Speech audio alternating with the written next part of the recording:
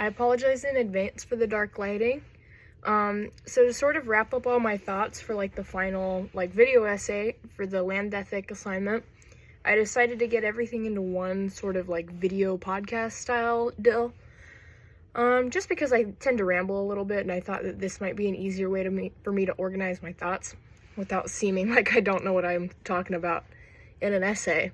So, I thought I would just kind of discuss what I've taken away from the course over the last 3 months, as well as what I've taken away from my other NRM courses, which, while I don't feel that they're necessarily, I don't feel like they necessarily go together, I do feel like they're highly relevant to each other, and they do correlate as they teach a lot of the same material.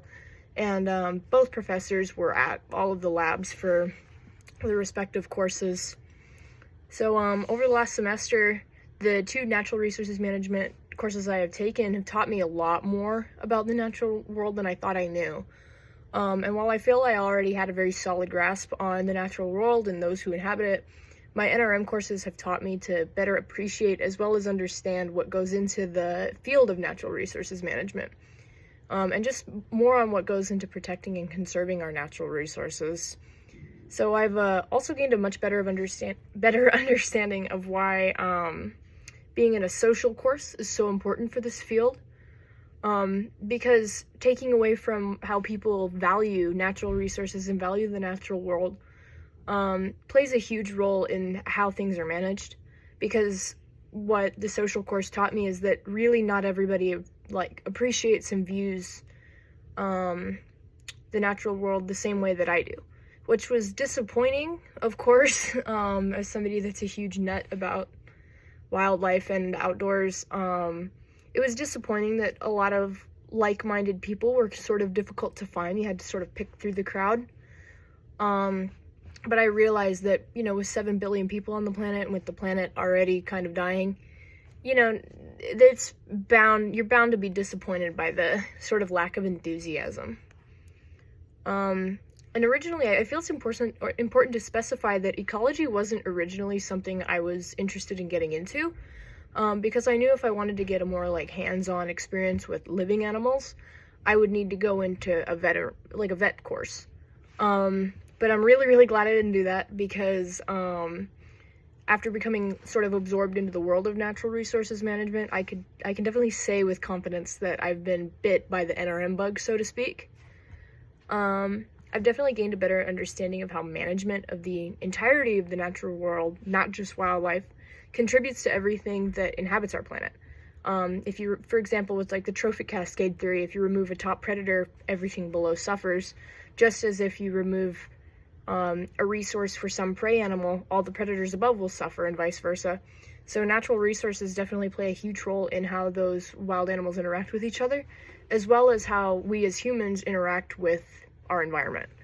Because as much as we like to pretend that we're on top, humans still rely on natural resources for everything. We still rely on wildlife for a lot of things.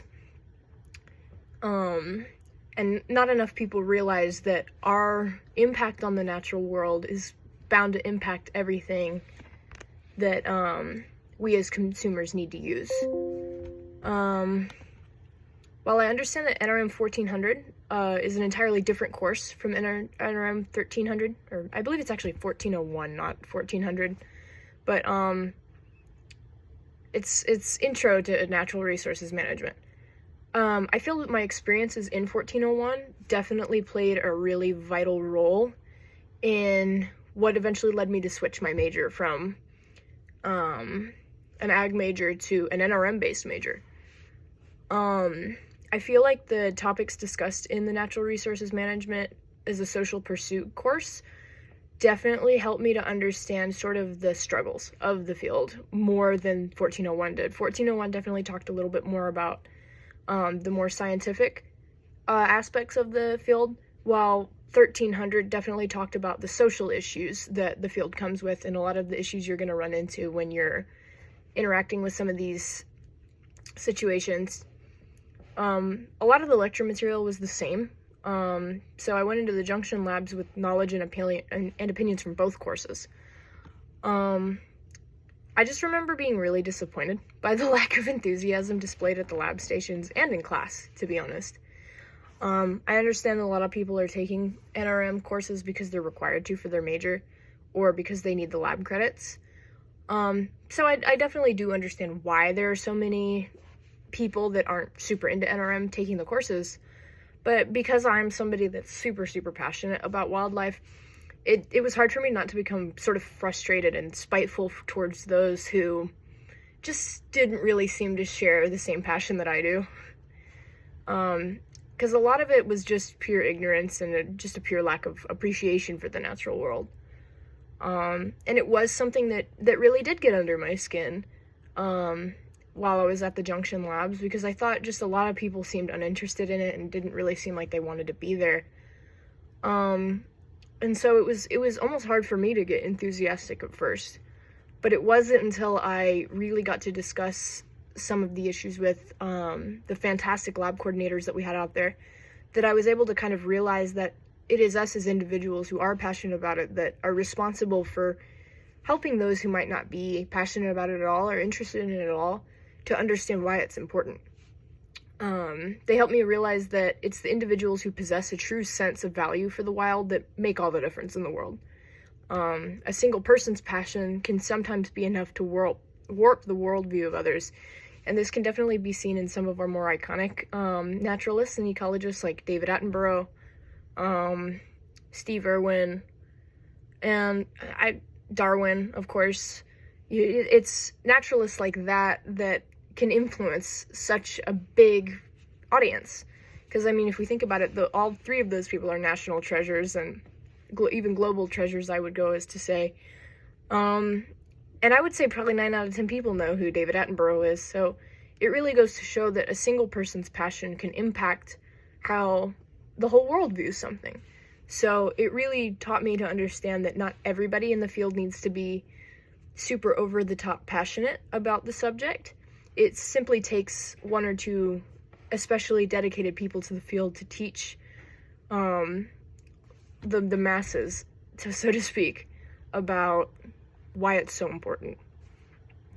So, but to go in more depth about the 1401 trip, despite being an NRM major on an NRM field trip, I did feel like sort of an oddball going into the stations.